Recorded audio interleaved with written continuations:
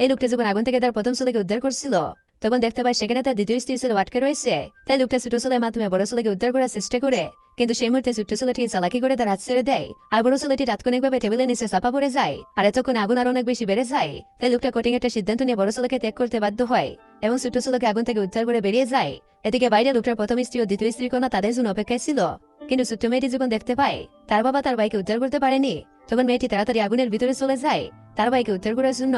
আর ভিতরে গিয়ে দেখতে পায় তার ভাই টেবিলের নিচে আটকে রয়েছে, কিন্তু ঠিক তখন উপর থেকে আগুনের এক টুকরো ছেলেটির উপরে পড়তে যাচ্ছিল।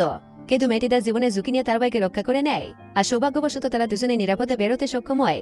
কিন্তু তাদের পিতা বা নতুন মা তাদের দেখে আতঙ্কিত হয়ে যায় এবং পরের মুহূর্তে নতুন মার আগে ছোট্ট মেয়েটিকে সে সর মেরে বসেন এবং চিৎকার করে বলেন, রাতের বেলা বাড়িতে না গিয়ে এখানে ভূতের মতো বসে আছে কেন?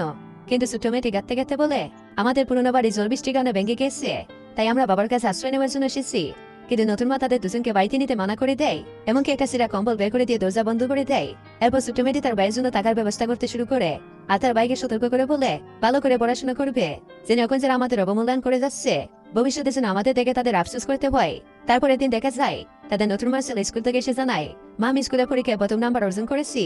কিন্তু বোন যখন জানতে পারে তার ছোট ভাই পরীক্ষায় পাশ করতে পারেনি, তখন মেয়েটির আগে একটা লাঠি নিয়ে ভাইকে মারতে শুরু করে। কিন্তু তারপর ছেলেটা অসহায়ভাবে বলে, আসলে আমি স্কুলে পরীক্ষায় প্রথমে এসেছিলাম, কিন্তু আমি আমার নতুন মা ছেলের সাথে আমার ফলাফল পরিবর্তন করেছিলাম, যাতে আমি তোমার জন্য কিছু মাংস কিনে আনতে পারি। ছোট ভাইয়ের মুখ থেকে এমন কথা শুনে মেয়েটি অনেক কষ্ট পায়। তাই মেয়েটি পরের দিন থেকে অনেক কষ্ট করে ময়লা আবর্জনা সংগ্রহ করে তার ভাইয়ের জন্য টাকা উপার্জন করতে শুরু করে। তারপর এভাবে দেখতে দেখতে 10 বছর কেটে যায়, আর সেই ছোট্ট ছেলেটা আজ উচ্চ মাধ্যমিক পরীক্ষায় সেরা রোল অর্জন করে। এবার তো ভিডিওতে লাইক করো।